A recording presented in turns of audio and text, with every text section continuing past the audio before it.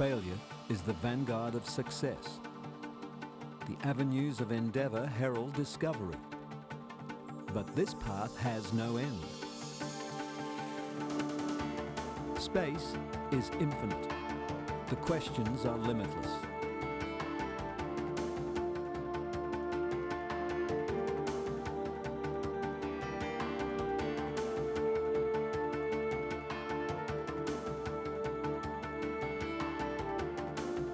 In a million years hence, we will still look up and ponder what is above and beyond.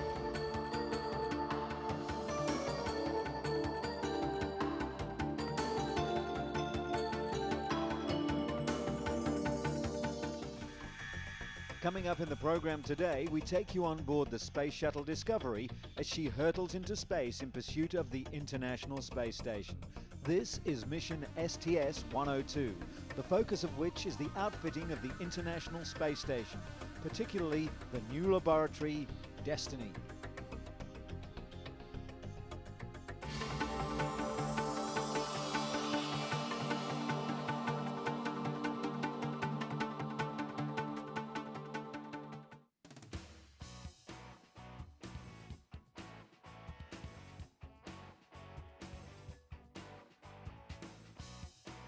As the shuttle Discovery waits silently on the launch pad at Kennedy Space Center for the forthcoming mission, STS-102, her crew prepare to put all their training into practice, the culmination of which will be the first exchange of crews at the International Space Station. Commanding the mission, US Navy Captain Jim Weatherby, a veteran of 4 previous space shuttle flights. His pilot on this mission, Air Force Lieutenant Colonel Jim Kelly, is on his first shuttle mission. They're joined on the flight deck for the launch by Dr. Andy Thomas, a 3-time shuttle flyer who spent 130 days on Russia's Mir space station in 1998. And first-time flyer Paul Richards, a mechanical engineer who will join Thomas for a spacewalk on this mission.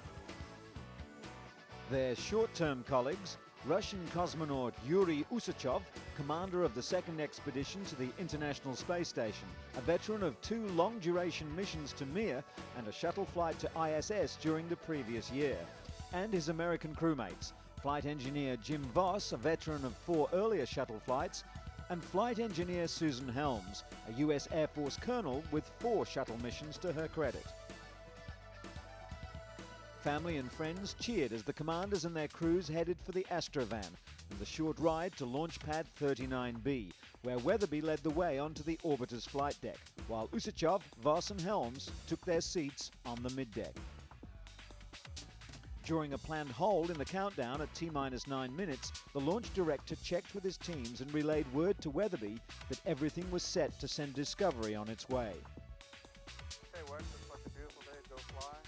The focus of the STS-102 mission was on the outfitting of the International Space Station, particularly the new US laboratory Destiny.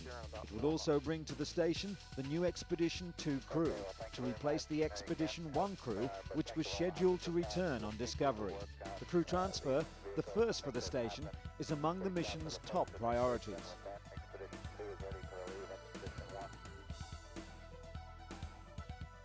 As the countdown resumed, the flight crew worked through their final checklists with the launch teams.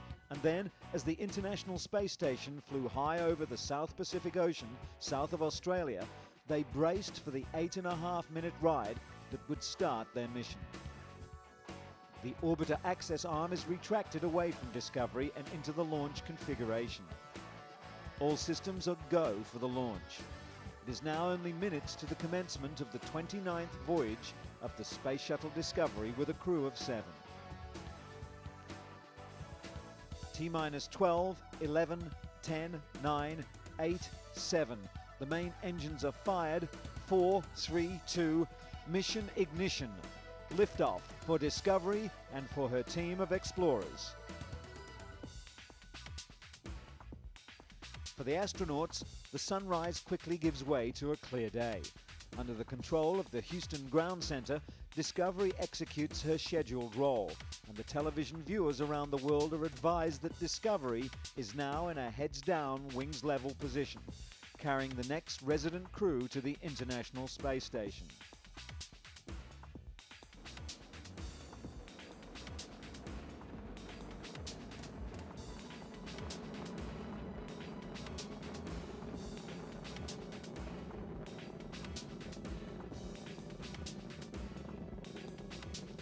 "40 seconds into the flight, Discovery's engines throttle down to 72% of rated thrust as it passes through the area of maximum aerodynamic pressure.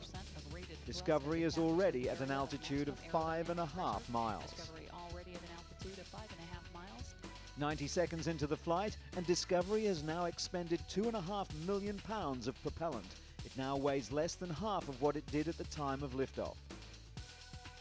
2 minutes into the flight, the booster office in Houston Mission Control confirms separation of the solid rocket boosters. Little more than 6 minutes of powered flight remain before Discovery is in orbit.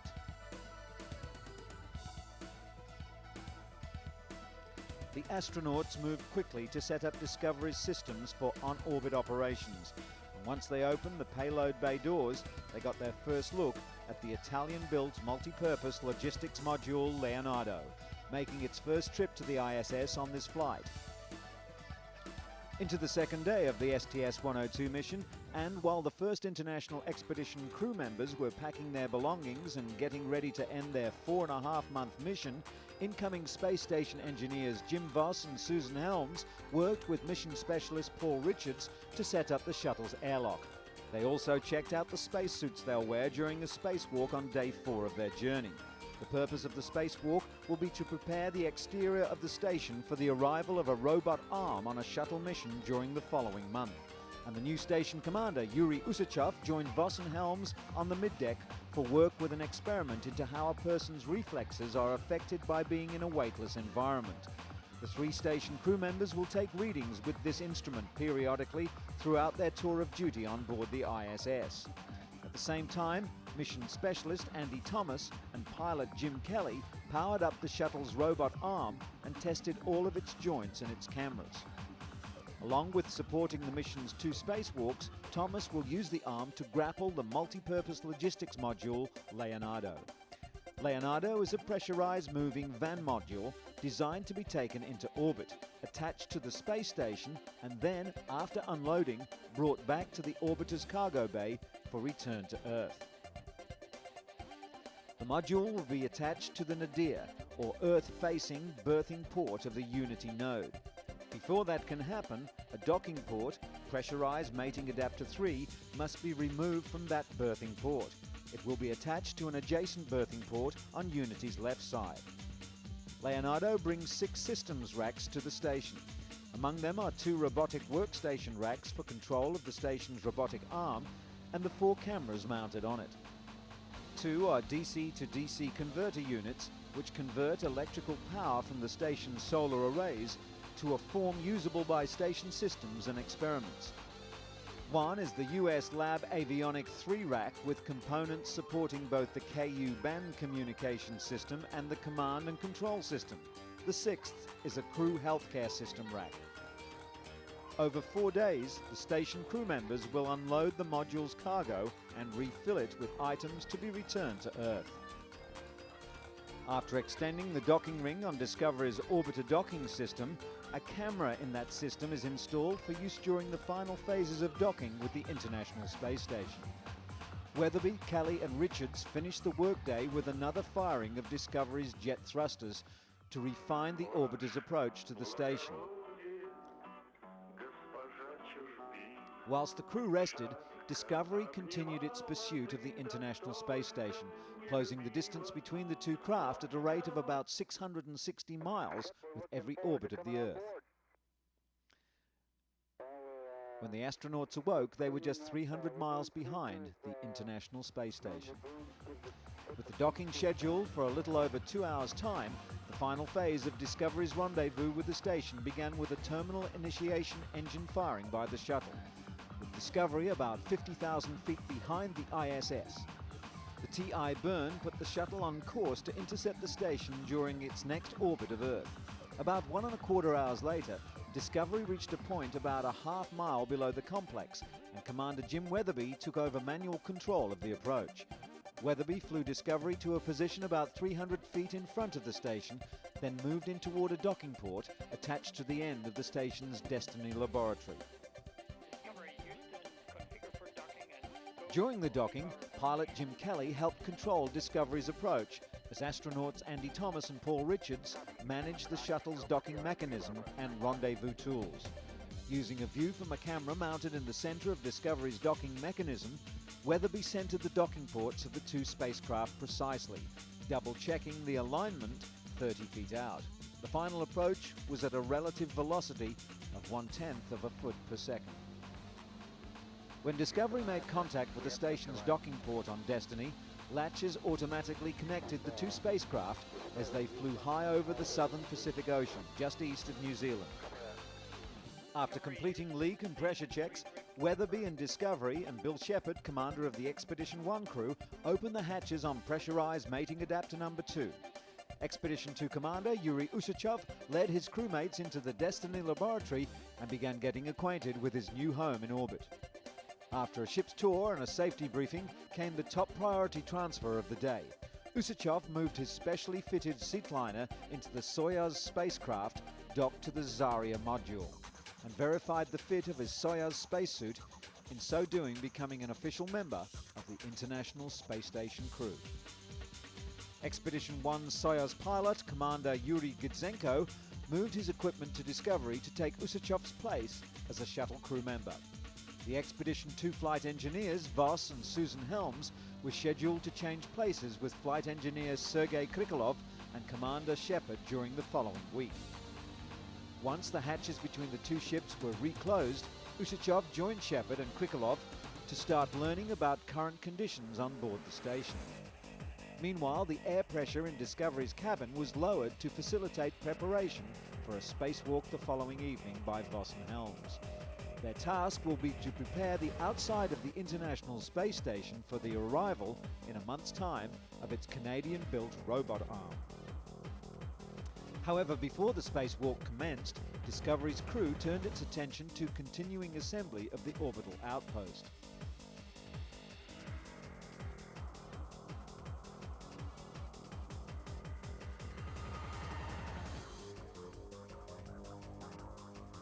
With their expedition commander Yuri Usachov now based on the ISS, Jim Voss and Susan Helms began to suit up in the shuttle in preparation for their stroll in space. Throughout the planned 7-hour extravehicular activity, or EVA as it's referred to by the astronauts, they will be assisted by Paul Richards, serving as the in-cabin spacewalk choreographer.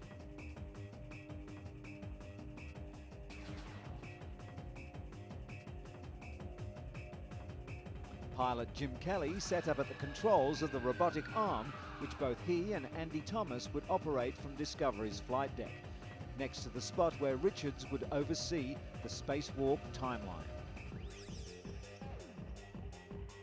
Once outside the shuttle's airlock, Voss and Helms went straight to work. Their first task was to prepare for the repositioning of pressurized mating adapter 3, a shuttle docking port, which will be repositioned from the Earth-facing berth on the Unity module to its left side berth. They crawled up the Destiny lab module to the Unity node and unplugged all the power and data cables running between that docking adapter and the node. While Helms prepared some equipment in the shuttle's payload bay, Voss got into a foot restraint on the robot arm and removed the early communication system antenna from the docking mechanism on Unity's port side, clearing the spot for PMA-3. The antenna was brought back inside the station. Next, Kelly moved Voss down to the payload bay so he and Helms could retrieve the lab cradle assembly, the platform upon which the space station's robotic arm would be deployed when it arrived in a month's time. Kelly maneuvered Voss and the mechanism to the top side of the lab so he and Helms could secure it in place. At that point, the spacewalk was running about an hour behind schedule, due primarily to the need to retrieve a replacement tool component after the original one floated away. Because of the delay, they were instructed to defer power and data cable connections for the cradle until the next scheduled spacewalk by Richards and Thomas. However, Helms, now in the foot restraint on the robot arm, and Voss unbolted the rigid umbilical from its stowage site in the payload bay. The rigid umbilical is a harness containing delicate powered data and video cables that will link the station's new robot arm to the lab module. Once it was released, Helms took hold and Kelly manoeuvred her around the underside of Destiny, where the spacewalkers bolted it into place.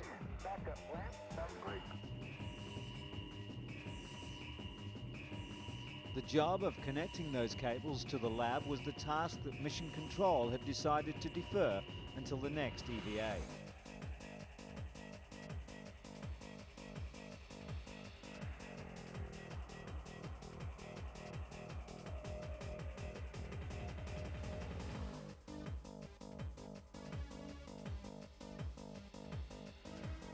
With that task complete, Helms got out of the foot restraint and joined Voss to clean up in the payload bay. The spacewalkers stowed their tools, re-entered the shuttle's airlock, put their spacesuits back on shuttle power, and waited while Thomas took control of the robot arm and raised it high above Discovery's payload bay towards the pressurized mating adapter on Unity that Voss and Helms had disconnected earlier. Thomas moved the end of the robot arm towards the grapple fixture on the PMA, which had been installed 6 months earlier and served as the docking port for the subsequent shuttle missions that had delivered the station's giant solar arrays and the lab. Here comes the grapple.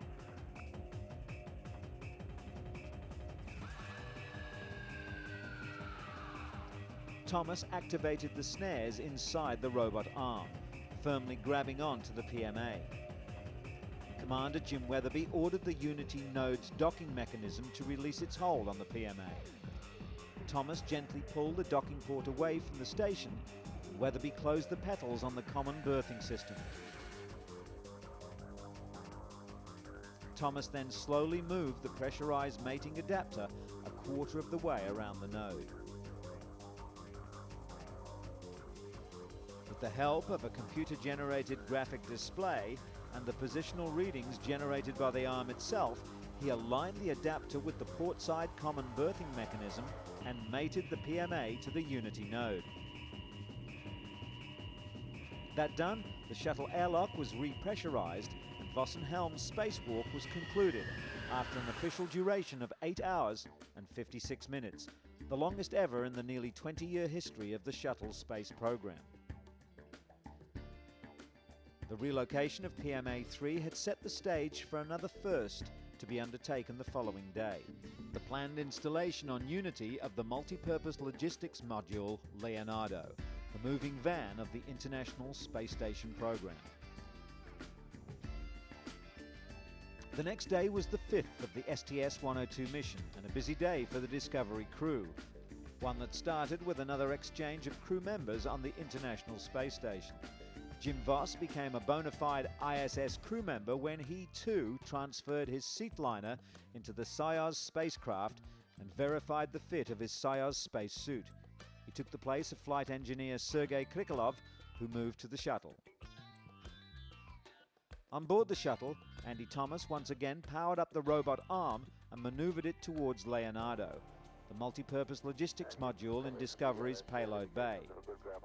Leonardo contained 10 tons of equipment and supplies for the station, including the first experiment rack for the Destiny laboratory.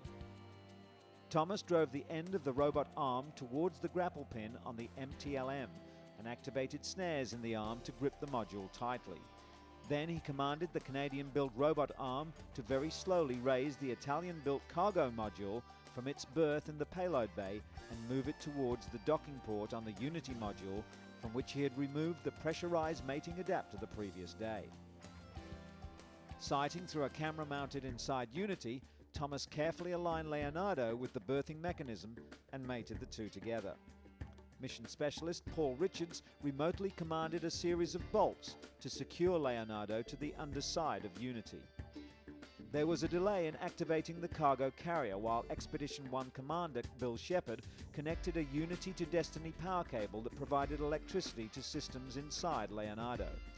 After pressurizing the area between Leonardo and Unity, Shepard briefly entered the Leonardo module to retrieve the cable, which he took to the vestibule between the US laboratory and Unity and made the required connections. Meanwhile, some crew members on Discovery prepared spacesuits for the second spacewalk, while others took time to lend a hand with the outfitting of the station. Shepard, Usachov and Voss worked through a series of tasks with flight controllers in Houston to activate the MTLM and its systems. After some much-needed rest, the crews began preparing for a day of unloading and installing equipment both inside and outside the two spacecraft. Astronauts Paul Richards and Andy Thomas quickly began making final checks for their planned 6.5-hour spacewalk.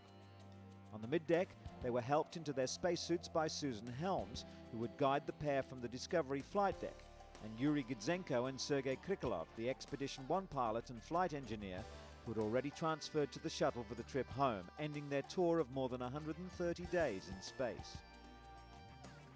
Jim Kelly manoeuvred the shuttle's robot arm into position in front of the shuttle's airlock, and Thomas and Richards duly opened the hatch and floated into the payload bay.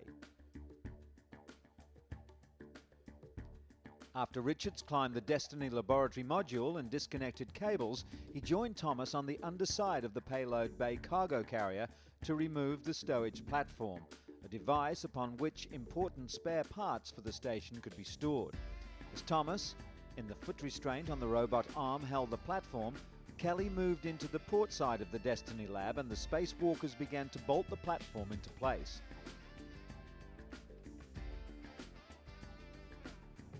Meanwhile, inside the station, Commanders Bill Shepard and Yuri Usachov and flight engineer Jim Voss moved equipment racks from the multi-purpose logistics module into the lab. And when they had two DC power conversion racks in place, Richards moved around the lab and operated the circuit breakers, providing power from the station's P6 solar arrays to the new racks in the lab. Kelly moved Thomas back to the payload bay to retrieve the next piece of hardware, the pump and flow control assembly, which can pump ammonia and control valves in the coolant system on the P6 truss.